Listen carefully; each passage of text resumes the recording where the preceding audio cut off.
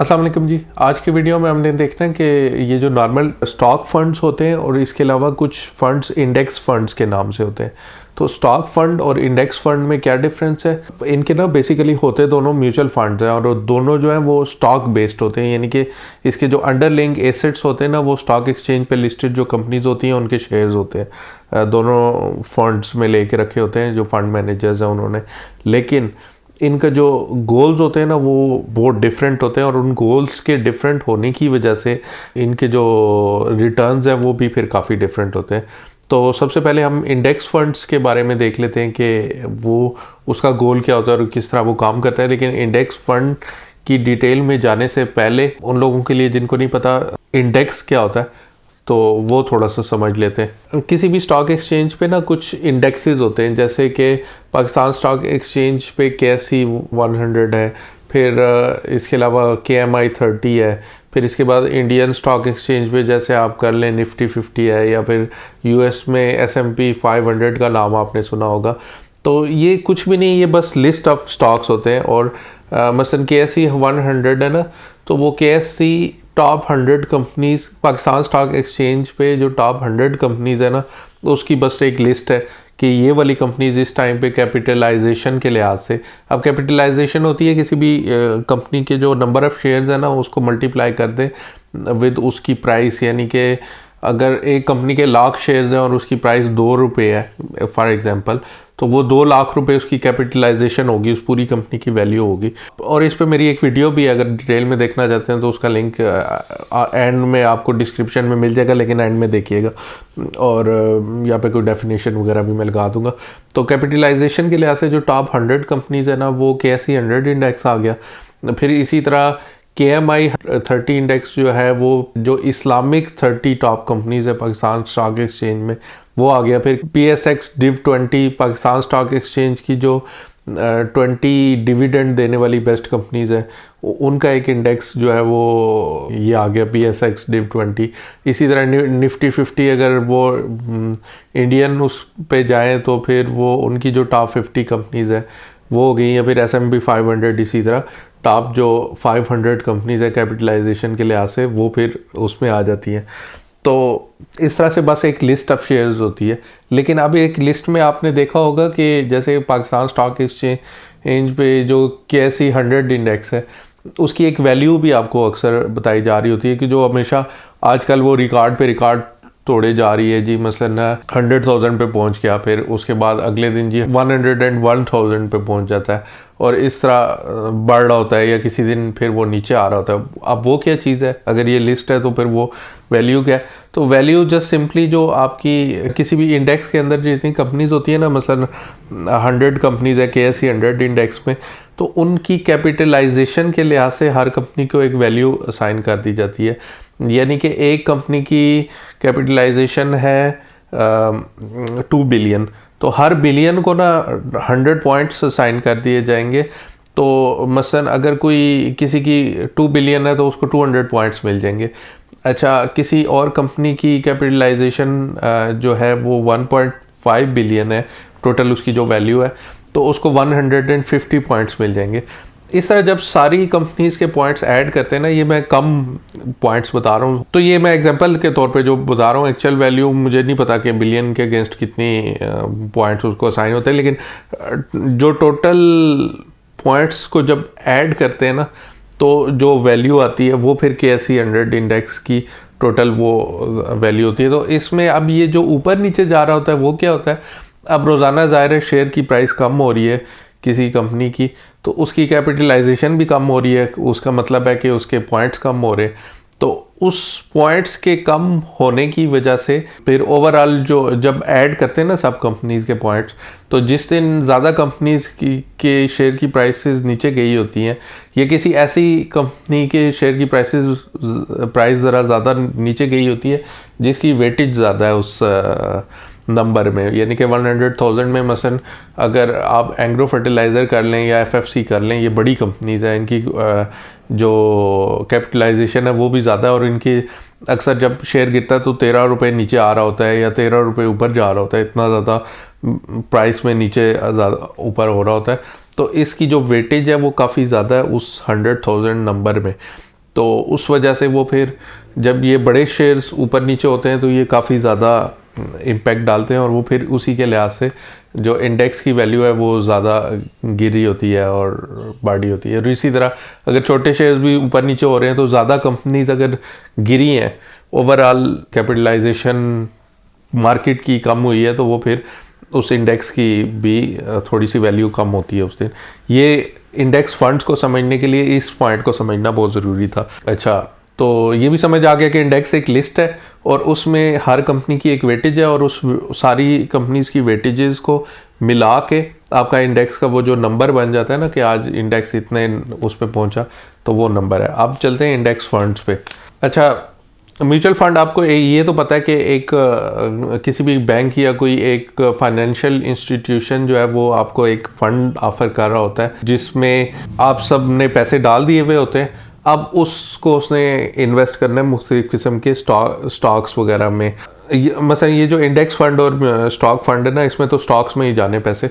तो असल में अब इंडेक्स फंड में थोड़ा सा डिफरेंट है तरीका इन्वेस्ट करने का और जो नॉर्मल स्टॉक फंड है उसमें डिफरेंट है। अब इंडेक्स फंड में देख लेते हैं कि वो करना क्या है। हमारे जो फंड मैनेजर है उसने जो सारी मनी उसने जमा की है ना, हर इंडेक्स फंड भी डिफरेंट इंडेक्स को टारगेट कर रहा होता है। मसलन अगर एक इंडेक्स फंड है KSE 100 इंडेक्स के अगेंस्ट, तो वो KSE 100 इंडेक्स की सारी कंपनीज में उसने इन्वेस्ट करना है और उसने ये नहीं देखना कि इसमें कौन सी कंपनीज अच्छी जा रही हैं उसमें मैं इन्वेस्ट करूं, क्योंकि ये जो इंडेक्सेस हैं ये ओवर द टाइम, मसलन अगर पिछले 20 साल में देखें तो 20 साल पहले हमारा जो KSE 100 इंडेक्स जिसकी अभी हम बड़ा सेलिब्रेट कर रहे हैं कि 100,000 से ऊपर चला गया, वो भी मेरे ख्याल है 30 साल पहले आज से वो सिर्फ 5,000 पे था और आहिस्ता आहिस्ता बढ़ते बढ़ते फिर ऊपर जाता है इंडेक्स, फिर कुछ अरसे बाद नीचे आता है, ऊपर नीचे जिस तरह वो साइकिल्स आ रहे होते हैं। लेकिन लॉन्ग टर्म में एक चीज़ है कि इंडेक्सेस ऊपर ही जाते हैं, तो इसका मतलब है कि लॉन्ग टर्म में आपकी मनी ग्रो ही हो रही है क्योंकि इसमें बिजनेसेस हैं वो प्रॉफिट कर रहे हैं, उस प्रॉफिट्स को री इन्वेस्ट कर रहे हैं, फिर उसको री इन्वेस्ट करके उससे और ज़्यादा फिर वो पैसे कमा रहे हैं। तो ओवरऑल जो कंपनीज़ की कैपिटलाइजेशन है वो बढ़ ही रही है। तो इस वजह से जो इंडेक्स फंड्स हैं वो बस आंखें बंद करके उस इंडेक्स के अंदर जितनी भी कंपनीज हैं ना उन सब में इन्वेस्ट कर देता है और वो इस तरह इन्वेस्ट नहीं करता कि 100 कंपनीज हैं तो आपका मसलन 1 बिलियन पड़ा हुआ है तो उसको 100 पे डिवाइड करके उस सारे में डाल दे। वो देखता है कि जो वेटेजेस जिसकी बात की थी हमने कि कैपिटलाइजेशन के लिहाज से जो वेटेज है जिस कंपनी की जितनी उसके लिहाज से इन्वेस्ट करता है। उससे फिर क्या होता है कि जो आपकी जो बिल्कुल टॉप वाली कंपनीज होती है ना उसमें सबसे ज़्यादा इन्वेस्टमेंट चली गई होती है और फिर जो बॉटम वाली कंपनीज होती हैं इंडेक्स के अंदर, यानी कि जो छोटी कंपनीज होती हैं उसमें कम इन्वेस्टमेंट होती है। और टॉप वाली कंपनीज होती इसलिए टॉप पे हैं कि उनकी कैपिटलाइजेशन यानी कि वो प्रॉफिट भी ज़्यादा कर रही होती हैं, उसकी जो शेयर की प्राइस है वो भी ज़्यादा होती है, तो ऑटोमेटिकली आपकी इन्वेस्टमेंट टॉप की कंपनीज में ज़्यादा रहती है और जो बॉटम की कंपनीज हैं उसमें कम रहती है। अब जो नुकसान कर रही हैं कंपनीज वो उसमें भी क्यों इन्वेस्ट करें, क्योंकि वो क्या पता आगे जाके किसी टाइम पे वो फ़ायदा करने लग जाए और वैसे भी ओवरऑल इंडेक्स ऊपर ही जा रहा है, तो उसमें एक मतलब जो सोचने का काम है ना जो फंड मैनेजर का, उसको ख़त्म कर दिया गया। क्योंकि सबको पता है कि ओवरऑल अगर इकॉनमी सही चलती रही तो मतलब नॉर्मल इकोनॉमिक साइकिल्स के साथ भी पाकिस्तान में जो इंडेक्सेस हैं वो ओवरऑल लॉन्ग टर्म में ऊपर ही जा रहे हैं। तो उसमें बस एक वो सेफ बेट खेलने के लिए हम क्या करते हैं कि उन कंपनीज की वेटेज के मुताबिक ना सब कंपनीज में इन्वेस्ट कर देते हैं, यानी कि जो फंड मैनेजर बैठा होता है इंडेक्स फंड का, तो उसका काम ये नहीं होता कि वो इंडेक्स की परफॉर्मेंस को बीट करे, उसका काम ये होता है कि उसको मिमिक करे। और वो अगर मिमिक करता रहेगा यानी कि जिस दिन इंडेक्स नीचे चला गया उस दिन आपका फंड भी नीचे जाना चाहिए और जिस दिन ऊपर चला गया उस दिन आपका फंड भी ऊपर जाना चाहिए। तो फिर उसका फ़ायदा ये होगा कि लॉन्ग टर्म में आपके जो फंड की वैल्यू है ना वो भी ऊपर जाती रहेगी। और इसमें एक चीज़ होती है हर माह बाद, यानी कि अब ये तो नहीं वो कर सकता कि रोज़ाना बैठ के अब देख रहा हो कि इसकी वेटेज कितनी रह गई है कंपनी की, तो वो हर माह बाद या मैक्सिमम हर 3 माह बाद वो बैठ के फंड मैनेजर्स फिर अपने फंड को जो है ना रीबैलेंस कर रहे होते हैं, यानी कि वो देख रहे होते हैं कि अच्छा अब इस महीने में ये कंपनी जो है इसकी कैपिटलाइजेशन इतनी बढ़ गई है और इसकी जो इंडेक्स में वैल्यू है वो इतनी कम हो गई है। दोनों कंपनीज के ना शेयर्स को फिर वो रीबैलेंस करते हैं, जिसकी बढ़ गई है उसके और शेयर्स परचेज करते हैं और जो जिसकी कम हो गई है उसके फिर वो शेयर्स सेल करते हैं। तो वो ऑटोमेटिकली कोई कंपनी अगर जिसकी ट्रैजेक्टरी नीचे की तरफ जा रही है, जो कि लॉस कर रही है, उस जो इंडेक्स है ना उसमें या आपका जो पोर्टफोलियो है उसमें उसकी जो रेशो है वो कम होती जाती है। और अक्सर ये भी होता है कि मसलन KSE 100 इंडेक्स है ना, कभी कोई टाइम आता है कि वो 100 इंडेक्स में से भी कंपनी निकल जाती है, यानी कि वो उसका साइज़ इतना छोटा रह जाता है कि उसकी जगह कोई और कंपनी आ जाती है जो कि उसको रिप्लेस कर लेती है। तो वो ऑटोमेटिकली आप कोई ऐसी कंपनी जो काफ़ी अरसे से नुकसान कर रही है ना, वो आपके पोर्टफोलियो से खुद ब खुद निकल जाएगी और उसकी जगह कोई बेहतर कंपनी आ जाएगी। और अगर वो बेहतर कंपनी इतना फ़ायदा करती रहती है साथ साथ कि उसकी कैपिटलाइजेशन बढ़ती जा रही है, तो इंडेक्स फंड में भी उसकी कैपिटलाइजेशन बढ़ती जाएगी और वो आपके पोर्टफोलियो में किसी टाइम पे वो मतलब टॉप पे आ जाएगी। तो मतलब उसकी वेटेज जब बढ़ रही है तो वो आपका फंड मैनेजर परचेज करते करते उसको टॉप पे ले आएगा। तो ये मतलब हमने देख लिया कि जो इंडेक्स फंड है उसमें फंड मैनेजर का मकसद है कि वो बस उसको मिमिक करे जो फंड की ट्रैजेक्टरी है। अब आ जाते हैं हम स्टॉक फंड्स पे। अब स्टॉक फंड भी जो है वो किसी एक इंडेक्स को ही लेके चल रहा होता है। उसने देखना होता है कि क्योंकि उसने परफॉर्मेंस तो किसी चीज़ के अगेंस्ट अपनी मेजर करनी है ना, या तो ओवरऑल स्टॉक एक्सचेंज के जो सारे शेयर्स हैं KMI ऑल स्टॉक जो इंडेक्स है उसको लेके चल रहा होता है, या फिर वो कह रहा होता है कि मैं KSE 100 इंडेक्स के अगेंस्ट अपना देखूंगा। वो तो कर रहा होता है, लेकिन उसका जो मकसद होता है ना, उसका मकसद ये नहीं होता कि जो इंडेक्स में जितने भी कंपनीज है उसमें इन्वेस्ट कर ले। उसका मकसद ये होता है कि वो मतलब सब कंपनीज की रिपोर्ट्स पढ़े, उसको बड़े डिटेल में जाए और स्ट्रांग से स्ट्रांग कंपनीज ढूंढना उसका मकसद होता है। और इसीलिए मसलन अगर इंडेक्स फंड में 100 कंपनीज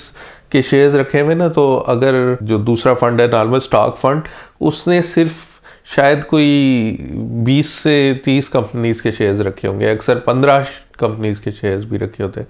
तो उसमें भी उन 15 में भी अक्सर वेटेज जो होती है ना सबसे ज़्यादा, वो टॉप कोई 8 से 10 शेयर्स की होती है, जो उसको लगता है कि वो बहुत फिनोमिनल परफॉर्मेंस दे रही हैं और आगे भी अच्छी जाएंगी। तो जो इंडेक्स फंड में फंड मैनेजर है उसको इतनी मेहनत उस तरह से नहीं करनी पड़ रही, उसको सिर्फ ये देखना पड़ रहा है कि कौन सी कंपनीज का की कितनी वेटेज है इंडेक्स में। लेकिन नॉर्मल स्टॉक फंड उसमें एक काफ़ी प्रेशर होता है उस टीम पे भी पूरी पे, और फंड मैनेजर हिमसेल्फ और उसकी जो टीम है साथ, तो उन पे प्रेशर होता है कि उन्होंने टॉप शेयर्स ही पिक करने, और जो उनकी परफॉर्मेंस है उसका पता तब चलता है जब वो साल के एंड में देखते हैं कि आपका जो इंडेक्स है उसको इसने बीट किया है या नहीं। तो उसमें जो फंड मैनेजर है उसका जो एंड गोल है वो उसको मिमिक करने के बजाय उसको बीट करना है, और जितने ज़्यादा नंबर से बीट करेगा इतना अच्छा होगा। अब बीट करने के लिए कुछ कंपनीज ली हुई हैं। अब उन कुछ कंपनीज काफ़ी स्ट्रांग भी हो सकती हैं, लेकिन उन पे और दूसरे मसले आते रहते हैं। मसलन पाकिस्तान जो मसलन गवर्नमेंट ऑफ पाकिस्तान की तरफ से कोई नई पॉलिसी आ जाती है कि इस सेक्टर पे नया टैक्स लगा दो, या पिछले दिनों जैसे मैंने ज़्यादा कुछ पावर के भी स्टॉक्स रखे हुए थे, तो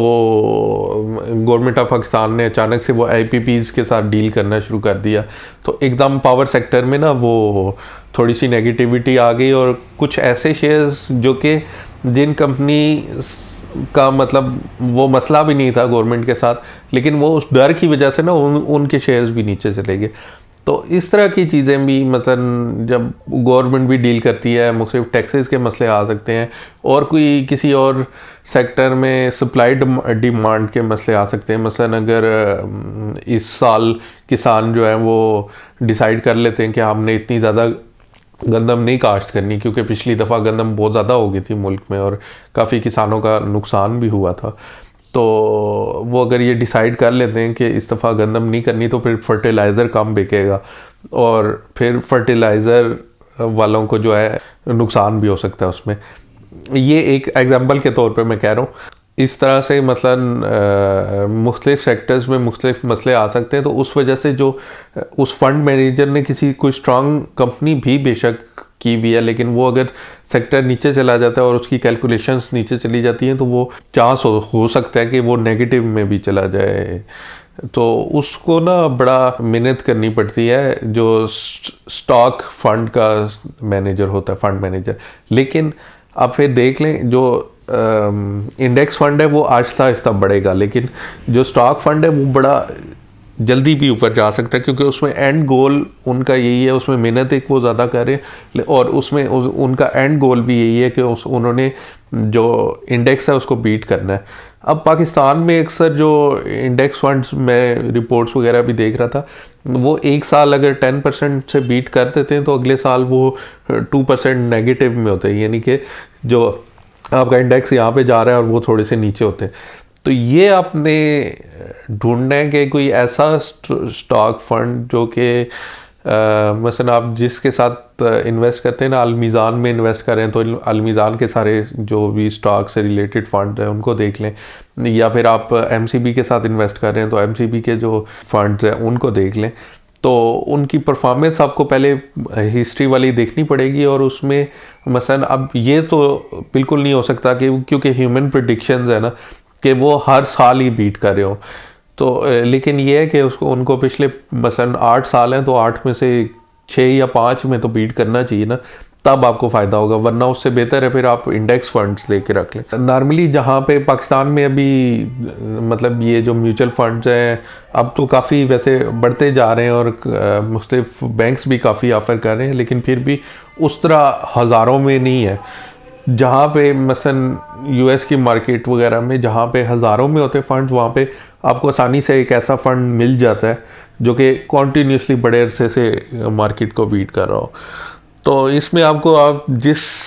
कंपनी के साथ, जिस फाइनेंशियल इंस्टीट्यूशन के साथ आप इन्वेस्ट करते हैं, उसमें आपको थोड़ा सा हिस्ट्री भी जाके देखनी पड़ेगी। अभी हम कंप्यूटर स्क्रीन पे जाके एग्जांपल्स भी थोड़ी सी देखते हैं, लेकिन आपको हिस्ट्री भी देखनी पड़ेगी कि कोई ऐसा स्टॉक फंड जो कि कॉन्टीन्यूसली या ज़्यादा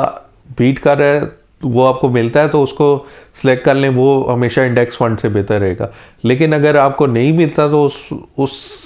में फिर पैसिव इन्वेस्टिंग के लिए इंडेक्स फंड भी बहुत अच्छी चीज़ है, तो वो भी लॉन्ग टर्म में ऊपर ही जाता है, लेकिन वो उस तरह एग्रेसिव नहीं होता। लेकिन एग्रेसिव होने के चक्कर में जो स्टॉक फंड है वो फिर कभी कभी नीचे भी चला जाता है, क्योंकि वो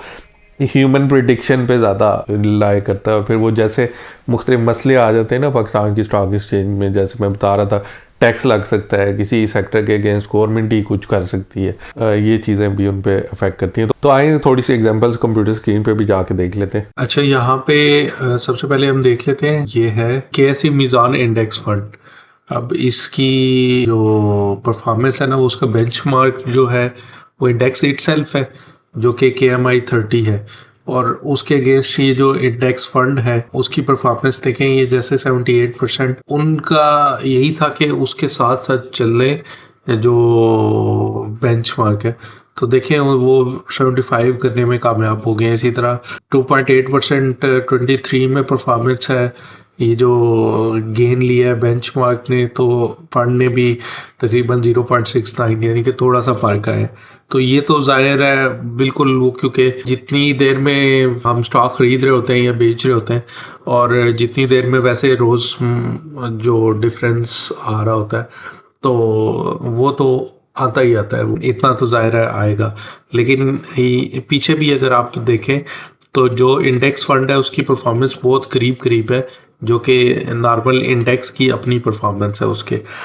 अच्छा, अब वही चीज़ अगर हम डेडिकेटेड इक्विटी फंड में देख लें, तो इक्विटी फंड जो है ये वो स्टॉक फंड की एग्जांपल है, यानी कि इसमें उन्होंने मिमिक नहीं करना, उसको बीट करना है। लेकिन इस केस में जो मैं देख रहा हूँ ना, ये इसको एज अ बैड फंड का एग्जांपल लिया जा सकता है कि इसमें मीज़ान वालों ने उसको बीट करना था, लेकिन वो तकरीबन उन्होंने इस तरह के शेयर्स लिए कि वो उससे पीछे ही रहे हैं ज़्यादा मंथ या ज़्यादा ईयर्स में। जाहिर है उनका इंटेंशन यही थी कि उन्होंने इसको बीट करना है, लेकिन वो ज़्यादातर जो है वो उससे थोड़ा सा पीछे रहे। फिर वही स्टॉक फंड जो है वो किसी और बैंक का या किसी और इन्वेस्टमेंट फर्म का देख लेते हैं। इसमें एमसीबी फंड्स जो हैं इसका देख लेते हैं, इंडेक्स फंड। तो इसमें जो बेंच मार्क है वो वही है KMI 30। तो उसमें ये देखिए 78.70 जो उनकी 2024 की परफॉर्मेंस थी ओवरऑल, तो उसके अगेंस्ट ये जो फंड दे सका है वो 90% दे सका है, यानी कि उसको उन्होंने बीट किया है, जो स्टॉक फंड को करना चाहिए। इसी तरह पिछले साल जो है वो थोड़ा सा उससे नेगेटिव था, फिर उससे पिछले साल भी वो थोड़े से उससे नेगेटिव रहे। इसमें 10% वो करना तो उन्होंने बीट था, लेकिन 10% से खुद बीट हो गए। तो इस तरह से जो इंडेक्स फंड है ना, वो तकरीबन बेंचमार्क जो उसका इंडेक्स होता है उसके बिल्कुल करीब करीब रहता है। लेकिन जो स्टॉक फंड है वो फिर उसको बीट करने के चक्कर में अक्सर खुद भी बीट हो जाता है, यानी कि जो उसने चूज़ किए हुए थे इंडेक्स जो है वो ओवरऑल ज़्यादा अच्छा परफॉर्म कर गया, और वो जो उसने कंपनी चूज़ की हुई थी वो ज़रा ख़राब परफॉर्म कर गई। लेकिन कहीं ना कहीं उसने ये भी अपना जो मकसद है वो पूरा किया। तो ये तो अभी मैंने दो जो फाइनेंशियल इंस्टीट्यूशंस है ना पाकिस्तान के, मीज़ान बैंक और MCB बैंक, इनकी जो फंड्स है वो दिखाए हैं। अभी UBL, HBL, JS और जितने भी पाकिस्तान के बैंक्स हैं ये सारे ये फंड्स ऑफर करते हैं। तो इसमें आपने एक तो सबसे पहले जो आपका फेवरेट बैंक है उसमें, और फिर बाकी बैंक्स में आप ओवरऑल रिसर्च करके देख भी सकते हैं कि कौन सा ऐसा स्टॉक फंड है जो कि वाकई में बीट कर रहा है पिछले 5-6 साल से, या कम से कम 5-6 साल में मेजॉरिटी ईयर्स उसने बीट किया। तो फिर उसको आप उस तरह जाके सिलेक्ट कर सकते हैं। और अगर फिर भी नहीं तो फिर इंडेक्स फंड्स जितने भी बैंक्स के हैं ना वो तकरीबन मिमिक कर ही रहे होंगे इंडेक्स की परफॉर्मेंस है उसको। तो वो अगर उतना भी कर लेते हैं तो इंडेक्स जैसा कि हमने बात की कि वो लॉन्ग टर्म में ऊपर रीच जाते हैं, तो वो उस तरह हम फ़ायदा उठा सकते हैं। तो फिर ओवरऑल कंक्लूजन क्या है कि अगर आपने थोड़ा सा नॉर्मल चलना है लेकिन ओवरऑल जो लॉन्ग टर्म में बीट ही करना है मार्केट में, तो आप इंडेक्स फंड में इन्वेस्ट कर लें। लेकिन अगर आप मतलब थोड़ा सा रिस्क ज़्यादा लेना चाहते हैं कि अगर क्या पता आपको ज़्यादा थोड़ा सा चांस मिल जाए, एग्रेसिवली खेलना चाहते हैं, तो आप फिर किसी स्टॉक फंड में इन्वेस्ट कर लें। और उसके बाद फिर आप ये जो फंड है ना, इनके फंड मैनेजर्स जब इसकी रीबैलेंसिंग करते हैं या हर महीने एक रिपोर्ट भी निकालते हैं कि कौन सा उन्होंने स्टॉक बेच दिया और किस वजह से बेच दिया, और कौन सा लिया और किस वजह से ले लिया, स्पेशली जो स्टॉक फंड है। तो उसको आप थोड़ा सा फॉलो करके आप एक अपना भी पैरेलल में पोर्टफोलियो पाकिस्तान स्टॉक एक्सचेंज पे बना सकते हैं। तो अगर आपको मतलब बिल्कुल आपकी बिगिनर है ना, तो आप वो वाली जो रिपोर्ट्स हैं वो आपको काफ़ी हेल्प करती हैं कि समझने में कि क्या किन बेसिस पे आप स्टॉक्स लिए जाते हैं और किन बेसिस पे सेल किए जाते हैं।